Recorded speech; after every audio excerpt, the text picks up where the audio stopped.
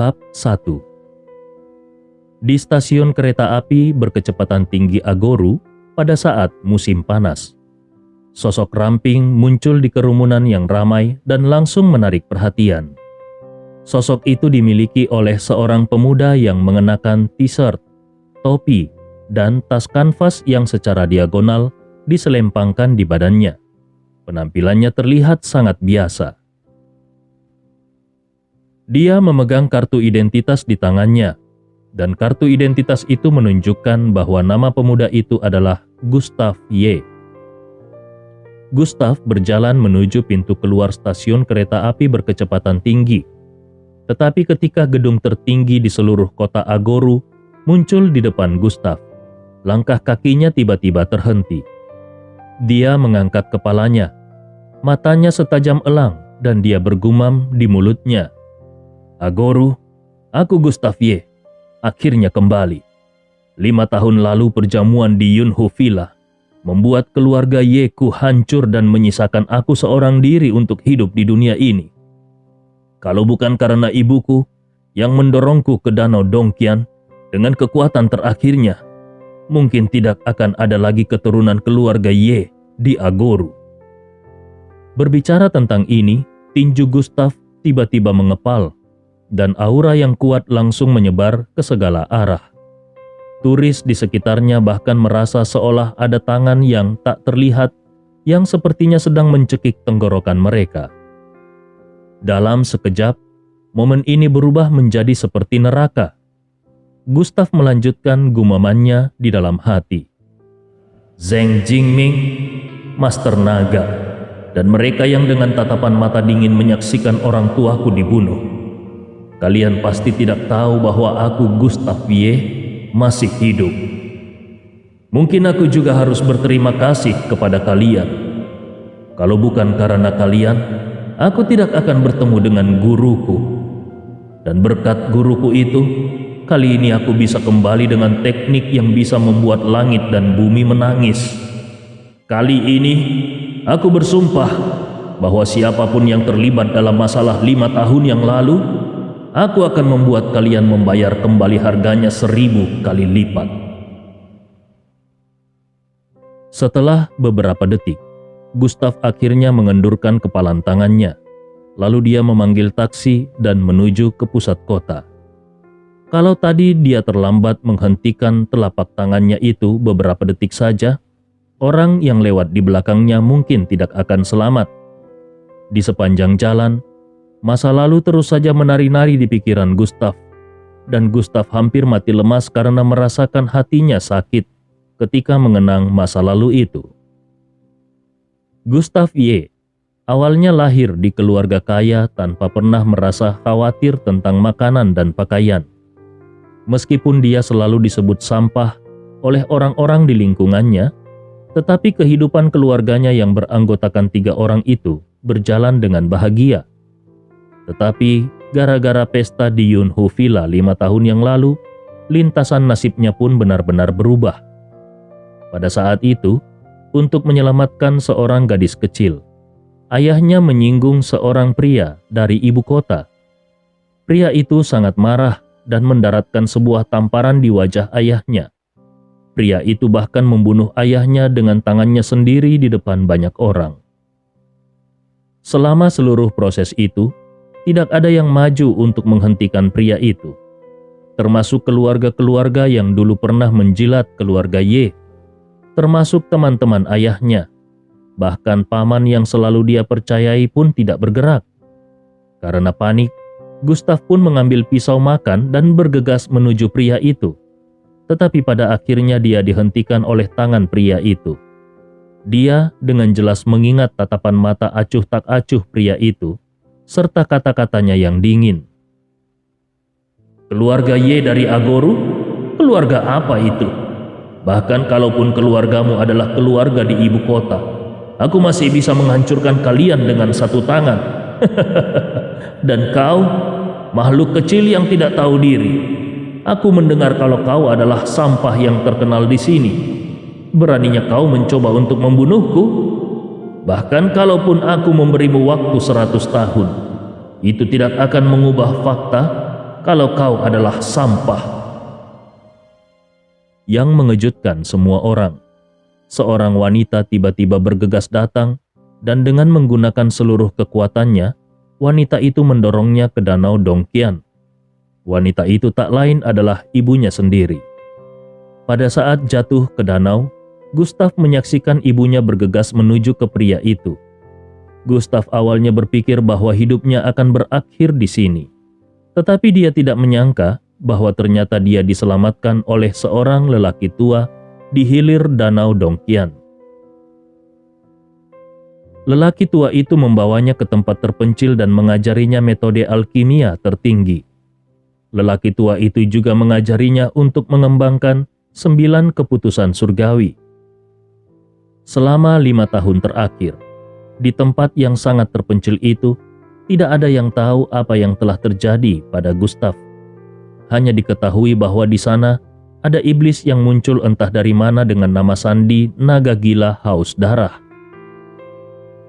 Pada saat ini di grup Huamei di kota Agoru, Gustav melihat catatan di tangannya, lalu melihat tanda di gerbang. Ketika dia yakin alamatnya sudah benar, dia pun melangkah masuk. Awalnya dia berencana untuk pergi langsung ke ibu kota untuk menemukan pria yang muncul di danau Dongqian. Bagaimanapun, dalam 5 tahun terakhir ini, orang yang paling ingin dia bunuh adalah pria itu. Dan untuk petunjuk tentang pria itu, dia hanya tahu bahwa semua orang di sekitarnya memanggilnya Master Dragon dan berasal dari ibu kota. Hanya itu saja.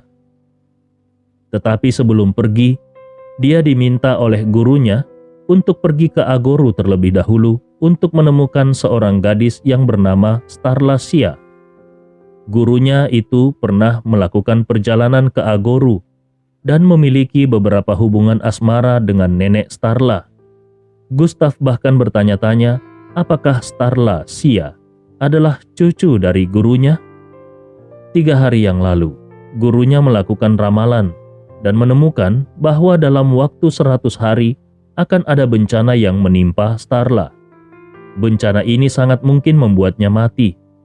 Secara kebetulan, takdir Gustav adalah Ki Ungu, sehingga dia adalah orang yang paling tepat untuk menjalankan misi menyelamatkan Starla. Berhenti di situ. Tiba-tiba suara sedingin es terdengar, dan Gustav melihat 2 orang pria kekar dengan tinggi 1 meter 90 cm berdiri di depannya. Keduanya mengenakan seragam keamanan. Warna kulit mereka gelap. Mata mereka tajam dan otot-otot lengan mereka melingkar. Secara visual mereka terlihat galak dan menakutkan. Gustav mengangkat alisnya. Tentu saja tidak mungkin baginya untuk terus bergerak dengan penjaga keamanan semacam ini. Jadi dia pun menjelaskan, "Halo, aku mencari Starla Xia." Ketika salah satu penjaga keamanan mendengar nama Starla Xia, dia langsung mencibir. "Kau mencari Presiden Xia? Apakah kau sudah membuat janji?" Gustav menjawab dengan jujur, "Belum, aku belum membuat janji." Petugas keamanan bertanya lagi, "Lalu apakah kau memiliki izin kerja untuk grup Huamei?" Gustav menjawab, "Tidak ada juga." Mendengar ini, kesombongan di wajah penjaga keamanan itu menjadi semakin intens. Dia memandang Gustav dengan tatapan yang merendahkan. Lalu dia mengulurkan tangannya dan menunjuk ke gerbang sambil berkata dengan jijik, "Karena tidak ada, maka itu pintunya dan silakan keluar." Sebagai salah satu dari 500 perusahaan teratas di Tiongkok, Grup Huamei adalah salah satu perusahaan terkemuka di Agoru, dan sebagai penjaga keamanan grup Huamei, secara alami petugas keamanan itu memiliki perasaan superioritas. Mereka tidak perlu melihat wajah siapapun, mereka hanya perlu mengusir orang-orang yang menganggur seperti ini. Pada saat ini, beberapa pria berjas turun dari mobil Mercedes-Benz E200. Mereka berjalan ke meja depan untuk bertanya dan sepertinya mereka juga mencari Starla. Mereka juga mendapatkan pertanyaan yang persis sama dengan yang didapatkan Gustav. Beberapa orang itu menggelengkan kepala mereka, lalu setelah mempertimbangkan selama beberapa detik, akhirnya mereka memilih untuk menunggu di sofa samping. Gustav tidak berniat untuk terlibat konflik dengan dua penjaga keamanan di depannya ini.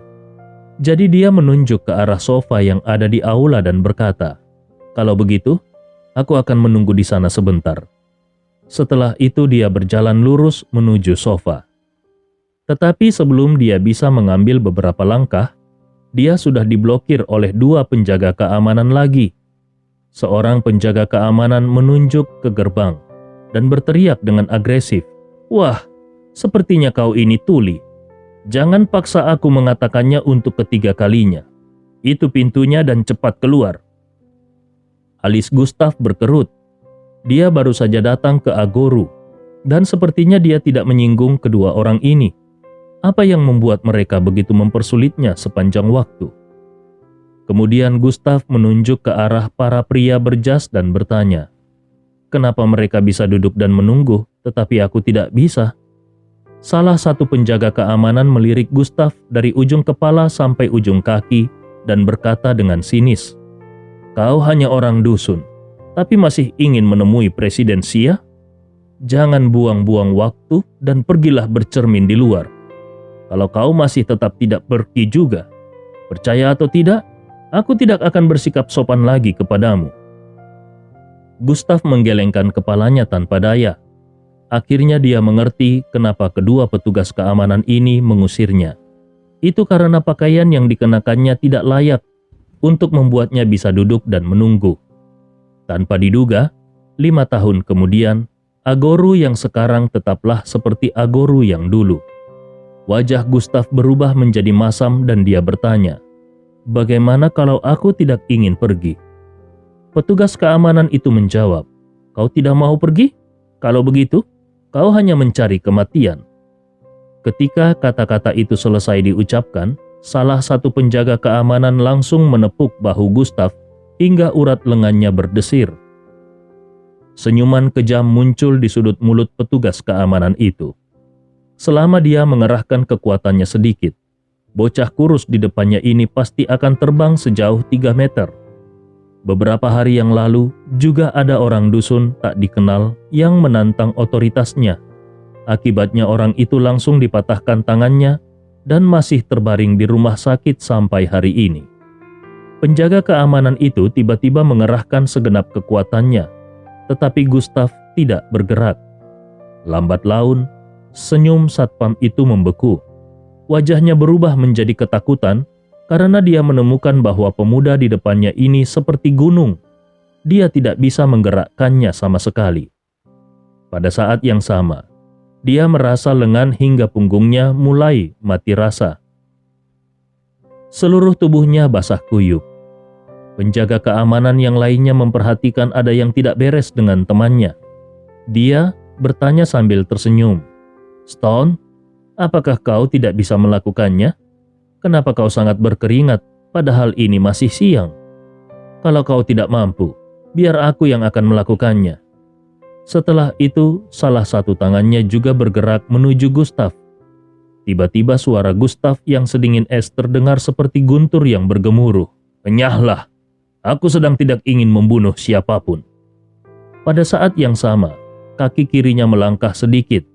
Aliran udara muncul di sekitar tubuhnya dan langsung menghantam kedua penjaga keamanan itu. Keduanya hanya merasakan kekuatan yang kuat mengenai dada mereka, dan mereka tidak bisa lagi menahan diri.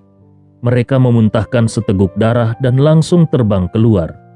Akhirnya, tubuh mereka menghantam kaca aula dengan sangat keras. Seluruh bagian kaca itu pecah bersamaan dengan terdengarnya suara ledakan keras.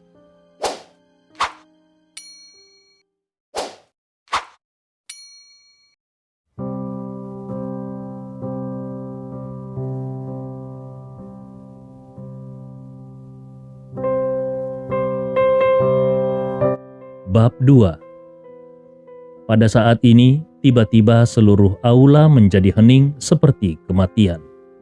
Semua orang tercengang saat melihat pemuda yang agak kurus itu. Para gadis yang ada di meja resepsionis berseru satu sama lain. "Nima, apakah ini syuting? Ayo kita segera pergi dari sini. Iblis macam apa ini?" Ini adalah pembunuhan.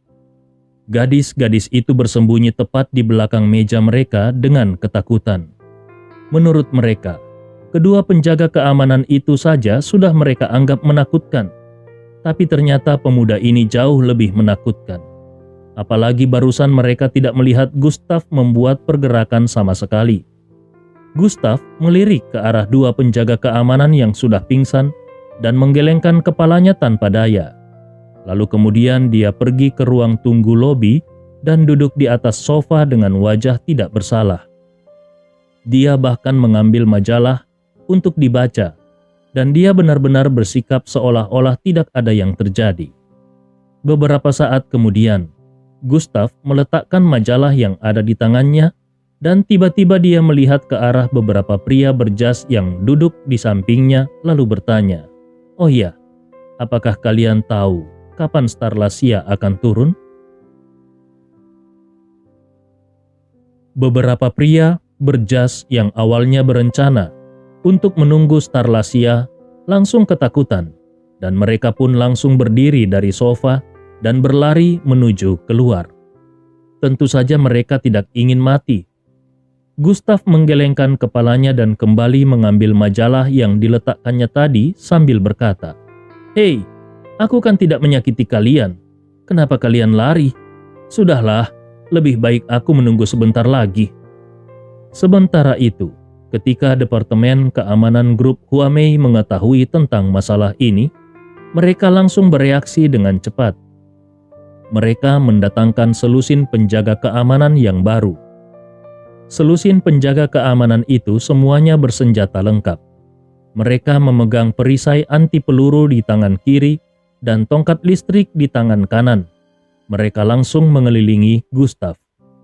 Kepala keamanan Su Qiang juga tiba tepat waktu.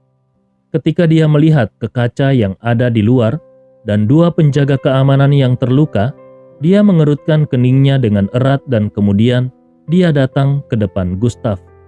Su Qiang adalah pensiunan tentara pasukan khusus.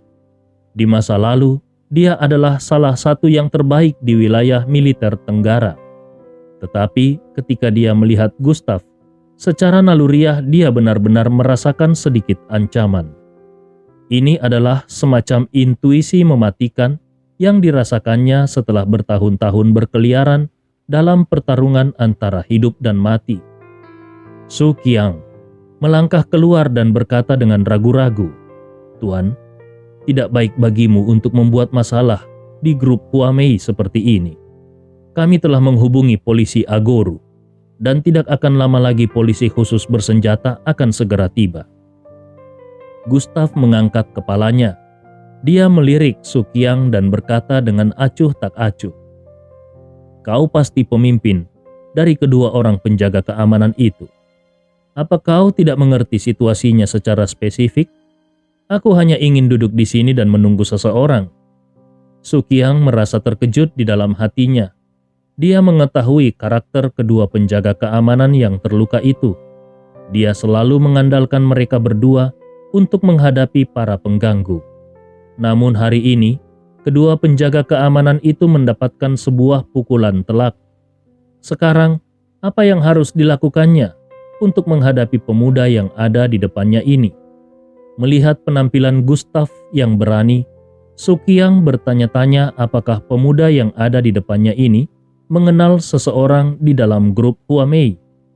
Su Qiang terkejut, tertegun selama beberapa saat, dan kemudian dia bertanya, "Tuan, aku ingin tahu siapa yang kau tunggu. Aku bisa membantumu untuk memanggilkan orang tersebut." Gustav sangat gembira dan buru-buru berkata, "Starlacia, aku menunggu Starlacia." Hampir seketika, ekspresi wajah Su Qiang langsung berubah. Kalau itu adalah orang lain, dia benar-benar bisa memanggilkannya. Tetapi Starlacia jelas berbeda. Selain sebagai presiden dan CEO grup Huamei, Starlacia juga merupakan putri dari keluarga Xia, keluarga nomor 1 di provinsi ini. Starla juga salah satu dari 3 dewi di provinsi Jiangnan. Dia bukanlah sesuatu yang bisa ditemui oleh sembarang orang dengan santai. Selain itu, Starla juga sudah mengatakan kalau dia tidak akan menemui siapapun tanpa membuat janji terlebih dahulu. Pemuda di depannya ini jelas berbahaya. Dia tidak boleh begitu saja diizinkan bertemu dengan Starla. Sukiang melembutkan nada suaranya dan berkata, "Maaf Tuan, Presiden Xia tidak masuk hari ini. Tapi kalau ada sesuatu yang ingin kau titipkan untuknya, aku bisa membantumu menyampaikannya atas namamu." Gustav tahu dengan sangat jelas kalau Starla ada di atas sana. Dan kali ini, dia sengaja membuat keributan besar hanya untuk membuatnya keluar. Jadi dia pasti tidak akan membiarkan Sukiang menyampaikan pesannya. Gustav pun menjawab dengan santai, "Aku tidak ada kerjaan sore ini, jadi aku hanya akan duduk di sini. Apakah grup Huamei bahkan tidak mengizinkanku untuk duduk di sini?" Secara sekilas, Sukiang bisa membaca niat Gustav, jadi dia mendengus dingin. "Tuan, kau tidak bisa berbuat sesukamu di grup Huamei ini. Maafkan aku kalau bersikap kasar kepadamu." Setelah itu dia menoleh kepada anak buahnya dan berkata, "Cepat bawa orang ini keluar." Saat kata-kata itu selesai diucapkan, selusin penjaga keamanan menuju ke arah Gustav, dan pada saat yang sama, Sukiang mengubah tinjunya menjadi cakar, lalu membidik langsung ke organ vital Gustav. Sukiang tahu betul bahwa pria yang duduk di sofa ini sangat berbahaya. Jadi dia tidak boleh bersikap lunak. Gustav masih memegang majalah di tangannya. Ekspresinya terlihat datar, dan dia sama sekali tidak menganggap serius pria yang ada di depannya ini. Saat Sukiang hendak menyentuh Gustav, sebuah suara dingin terdengar. "Tunggu." Ketika mendengar suara ini, semua orang langsung berhenti, dan seorang wanita dengan cepat muncul dari kerumunan. Wanita itu memiliki rambut hitam bergelombang besar dengan tekstur yang pas. Kakinya yang ramping mengenakan stoking hitam yang memperlihatkan kesempurnaan tubuhnya. Kemeja putihnya serasi dengan roknya dan membuatnya tampak tak tergoyahkan bagaikan seorang dewi. Penampilan wanita itu nyaris membuat semua orang yang hadir kehilangan akal sehat. Ini karena penampilannya yang tidak bisa ditandingi oleh siapapun di seluruh grup Huamei kecuali oleh Starla Xia. Wajah Sukiang juga sedikit memerah dan dia bahkan menundukkan kepalanya, lalu dengan hormat berkata, "Direktur Margaret Sun." Margaret Sun tidak menjawab, tetapi sebaliknya tatapannya tertuju pada Gustav. Ada beberapa kejutan dan keterkejutan di matanya. Dan Gustav pun melakukan hal yang sama. Matanya bersinar dengan terang. Dia seperti binatang buas yang sedang menatap mangsanya. Itu karena Gustav mengenali wanita yang ada di depannya ini. Margaret Sun, salah satu dari 3 wanita yang telah menghantui Gustav selama 5 tahun terakhir. Bertahun-tahun yang lalu, keduanya pernah menjadi teman satu bangku selama setahun, dan kemudian ketika mereka masuk SMA, karena perbedaan status, keduanya pun memutuskan kontak. Gustav mengira kalau mereka berdua tidak akan memiliki terlalu banyak persimpangan lagi dalam hidup ini. Sampai kejadian di Danau Dongqian terjadi, dan setelah dia diselamatkan oleh gurunya di Danau Dongqian, dia pun pergi ke keluarga Ye lagi. Pada saat itu, kompleks keluarga Ye telah disita oleh pengadilan. Keluarga Ye bahkan telah menjadi eksistensi yang dikucilkan oleh semua orang di seluruh kota Agoru.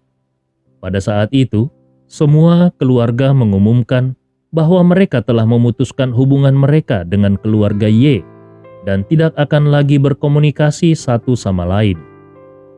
Selain itu, perusahaan-perusahaan besar dan kecil di Agoru secara bersama-sama mengkudeta perusahaan yang dibuat oleh ayahnya. Bahkan pada saat kematian orang tuanya, tidak ada yang mau menguburkan orang tuanya. Hampir semua orang bersatu untuk mengucilkan keluarga Y. Kecuali satu orang, yaitu teman sekelasnya di sekolah menengah pertama, Margaret Sun. Dengan mengabaikan tentangan dari keluarganya, Margaret pergi ke kamar mayat rumah sakit pertama di Agoru untuk meminta jasad pasangan keluarga Y, dan secara pribadi pergi ke krematorium untuk mengkremasi jasad pasangan keluarga Y. Margaret bahkan membuat batu nisan untuk orang tua Gustav dengan tangannya sendiri di Gunung Tiandang. Seorang wanita muda, tanpa kekuasaan, dan yang tidak memiliki hubungan dengan keluarga Y, bersedia menanggung rumor hanya agar jiwa orang tua Gustav dapat beristirahat dengan tenang. Bukan hanya orang banyak yang tidak mengerti kenapa Margaret mau melakukannya, bahkan Gustav pun tidak mengerti. Gustav merasa bersyukur di dalam hatinya dan berjanji untuk membayar kebaikan hati Margaret suatu saat nanti. Setelah terdiam beberapa saat, Margaret pun tersenyum kepada Gustav. Dia tersenyum seperti bunga yang cantik. Senyumnya itu membuat semua pria yang hadir merasa iri dan cemburu. Margaret Sun adalah dewi impian di hati banyak pria di grup Huamei. Selama setahun terakhir ini, Margaret sudah menerima ratusan surat cinta, tetapi tanpa terkecuali semuanya ditolak olehnya. Bahkan selama setahun terakhir ini, Margaret hampir tidak pernah tersenyum pada pria manapun. Tapi saat ini dia benar-benar tersenyum pada seorang pria udik. Hak apa yang dimiliki oleh gelandangan desa ini? Margaret memandang Gustav sambil tersenyum dan berkata, "Sepertinya mataku sudah kabur. Aku hampir mengira kau adalah mantan teman sekelasku. Apalagi kalian terlihat sangat mirip."